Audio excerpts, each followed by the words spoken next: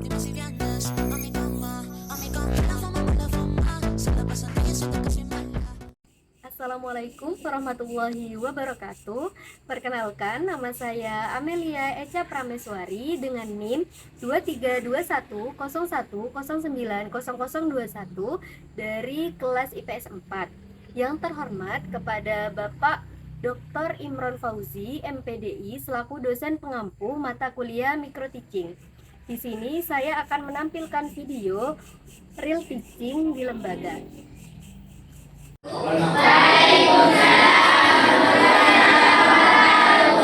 Selamat pagi semuanya. Pagi. Kok gitu ya? Apa kurang sarapan? Apa belum sarapan semuanya? Belum. Di sini ada MBG nggak? Ada. Yang Sabtu ada? Nggak ada. Baik. Nanti bakal ibu kasih nomor aja biar semangat, oke? Hari ini ada yang tidak masuk? Nah, sebelum memulai pembelajaran pada pagi hari ini, marilah kita baca basmalah terlebih dahulu. Basmalah dimulai.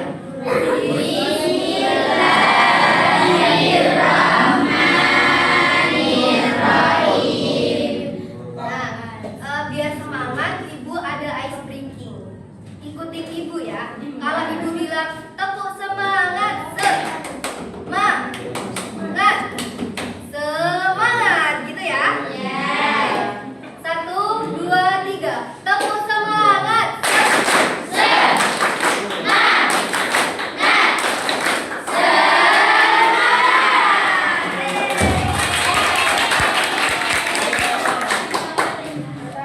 Ini ada yang tahu nggak kita akan mempelajari materi apa?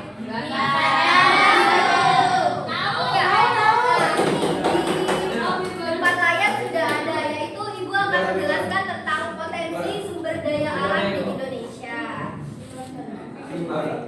Ada yang tahu nggak pengertian sumber daya alam? Angkat tangan. Nggak tahu? Oke. Sumber daya alam adalah sesuatu yang berasal dari alam yang dimanfaatkan oleh manusia untuk memenuhi kebutuhan hidupnya. Seperti itu ya.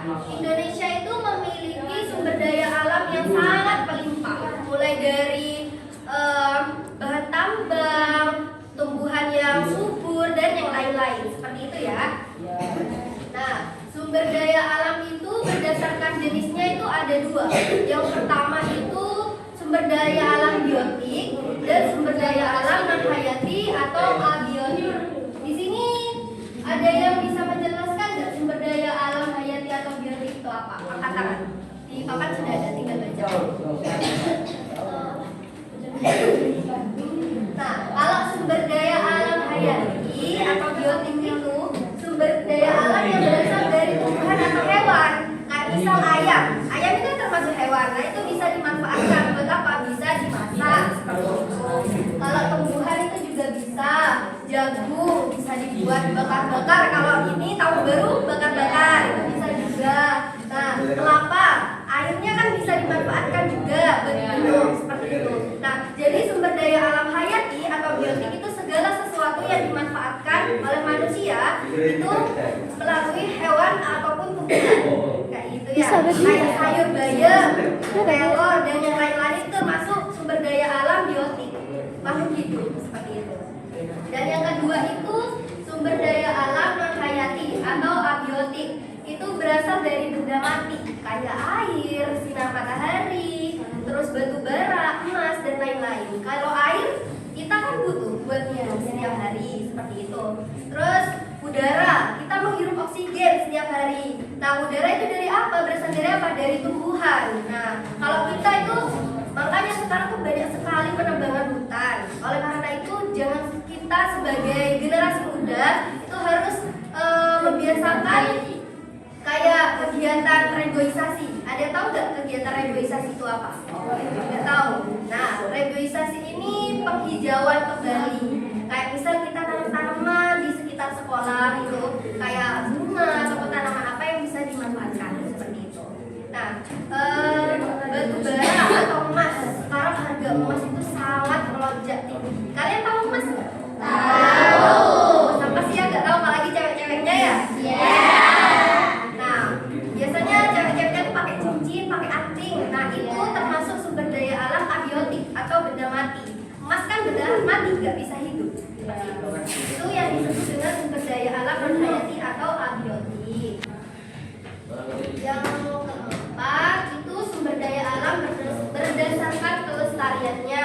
Nah, sumber daya alam berdasarkan kelestariannya itu ada dua. Sumber daya alam yang dapat diperbarui dan tidak dapat diperbarui. Nah, kalau sumber daya alam yang dapat diperbarui itu seperti apa sih, Bu?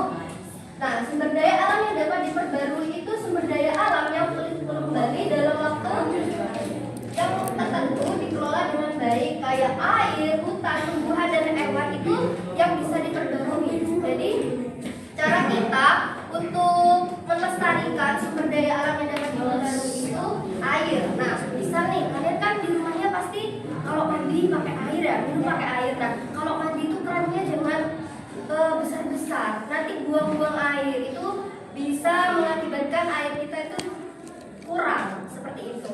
Nah, itu termasuk sumber daya alam yang dapat diperbarui kayak tumbuhan. Tadi bukan sudah jelasin cara melestarikan tumbuhan itu seperti apa, kayak reboisasi, penanaman kembali. Terus kalian tanam bunga atau pohon di sekitar sekolah itu juga termasuk pelestarian sumber daya alam yang dapat diperbarui. Nah, yang kedua sumber daya alam yang tidak dapat diperbarui kayak minyak bumi, batu bara, emas, tambang, kayak gitu tuh timah tuh nggak bisa lama, pelestariannya lama karena berada di dasar perut laut, bukan waktu yang lama untuk terbentuk kembali.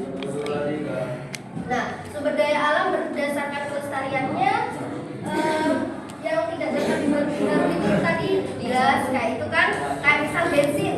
Nah, bensin itu kan termasuk dari minyak bumi kan. Nah, pernah kan Jember mengalami krisis karena waktu itu Bumilir ditutup. Nah, seperti kayak gitu. Jadi kita tuh kalau bisa menghemat bensin juga bisa menghemat sumber daya alam yang tidak dapat diperbarui itu. Jadi kalau misal kalian dekat dari rumahnya jalan kaki aja, nggak usah pakai kendaraan bermotor, kecuali kalau dalam jarak jauh.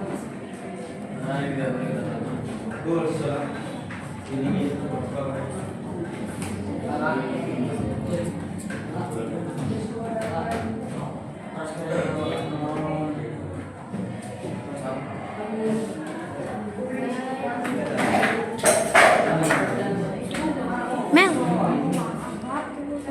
Nah, di sini Ibu akan menjelaskan tentang manfaat sumber daya alam bagi kebutuhan. Yang pertama, kelihatan nggak semuanya? Kelihatan. Ya. Yang pertama itu manfaatnya memenuhi kebutuhan hidup seperti minuman, kayak tadi air. Itu kan kita butuh. Nah, itu termasuk memenuhi kebutuhan hidup kita. Nah, pakaian dan tempat tinggal bagi manusia dan perabot. Nah, yang kedua itu menyediakan lapangan pekerjaan. Banyak masyarakat bekerja di bidang yang dimanfaatkan sumber daya alamnya. Contohnya nih, sumber daya alam biotik. Tadi kan dari hewan sama tumbuhan.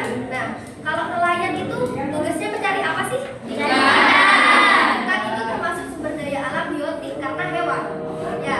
Nah, petani biasanya apa sih tugasnya petani? Menanam padi. Nah, padi itu juga tumbuhan, termasuk tumbuhan. Jadi itu termasuk sumber daya alam biotik. Dan itu bisa menyediakan lapangan pekerjaan bagi masyarakat. Petani, nelayan itu kan menggunakan sumber daya alam biotik. Nah, kalau manfaat sumber daya alam bagi kehidupan lagi itu menjadi sumber pendapatan. Kayak tadi, yang non biotik itu kan benda mati ya? Nah, kayak contohnya itu emas. Nah, emas itu kan benda mati. Nah, jadi itu bisa kalian pernah dengar tentang penambang nggak? Nah, perusahaan terbesar emas yang ada di Indonesia itu namanya PT Freeport di Papua. Nah, itu menggunakan emas. Nah, penambang itu mencari apa? Mencari emas tersebut. Nah, tapi kalau emas itu sering digali, itu bisa menjadi kerusakan bagi alam, ya, seperti itu. Yang terakhir, nah, sikap peduli terhadap pelestarian sumber daya alam. Tadi ibu kan sudah menjelaskan ya, kalau kalian mandi ataupun apa, itu menggunakan apa? Air ya. Nah, cara sikap kita peduli terhadap lingkungan ya, caranya gimana menghemat air tersebut? Jangan dibuang-buang gitu. Kayak misal nyiram bunga nih di depan, jangan terlalu banyak, secukupnya aja nyiramnya seperti itu. Dan yang kedua, menghemat energi. Kalian di rumah menggunakan lampu nggak? Kalau ya pasti ya. Nah, kalau lampunya, kalau misal sudah siang gini, lampunya apa tetap masih dihidupin? Nah, itu cara salah satu menghemat energi seperti itu. Dan yang ketiga, caranya menanam pohon. Nah, pohon di sini nggak terlalu besar ya kalau di sekolahan ya. Itu seperti bunga. Kalian itu cara melestarikannya itu dengan menanam bunga tadi yang sudah ibu jelaskan.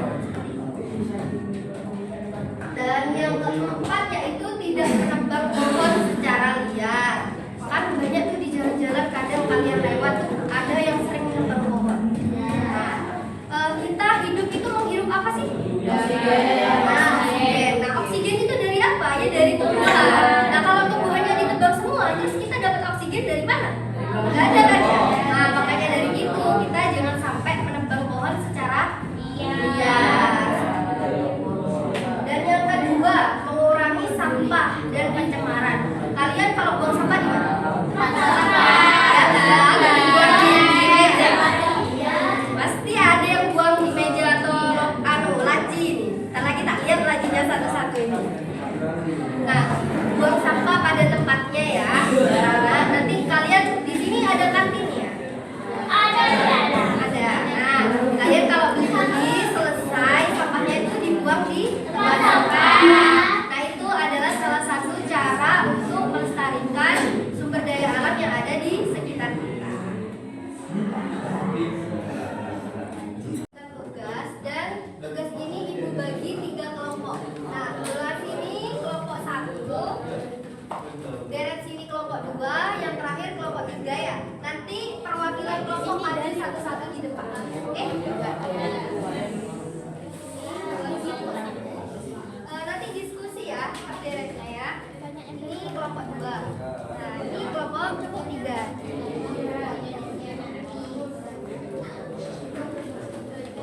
Mama. Ditulis ya di kertasnya itu yang sudah ibu bagikan LKPD-nya.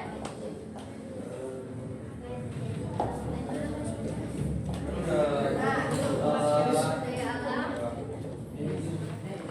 Nanti perwakilan kelompok maju satu-satu. Ibu kasih waktu 2 menit.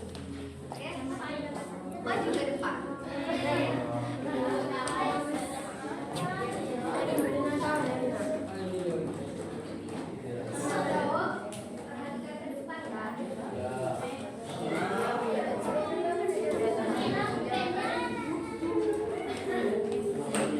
Nah, sambil mengerjakan ibu mau orang 6 maju ke depan buat praktek.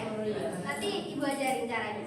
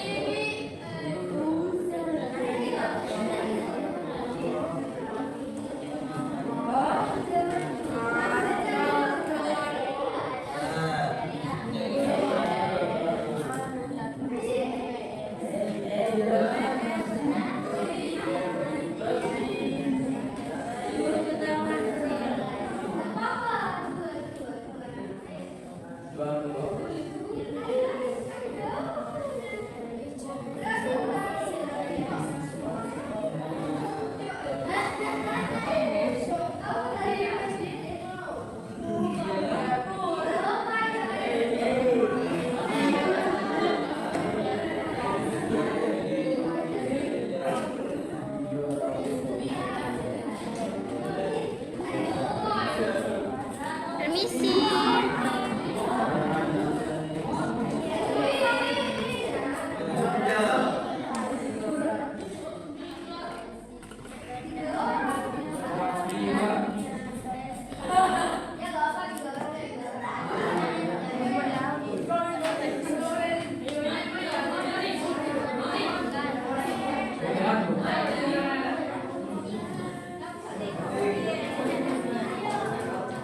Yang cowok itu 3 orang. Yang cewek itu 3 orang maju ke depan. Bebas ya, siapa yang mau maju? Maju pilih.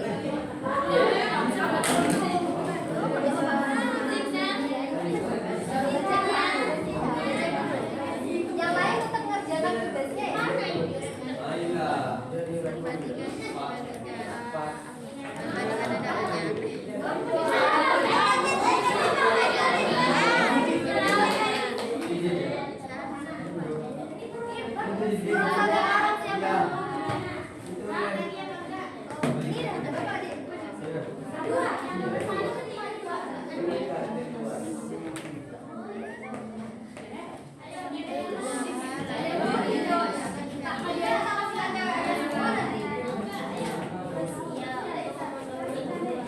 Jadi makan.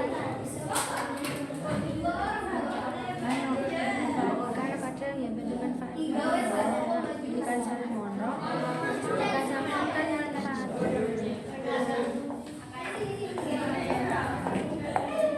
Bisa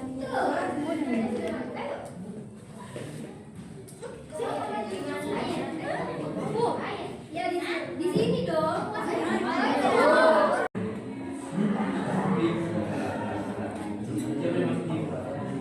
Nah, baik. Ada yang mau ditanyakan nggak tentang materi potensi sumber daya alam?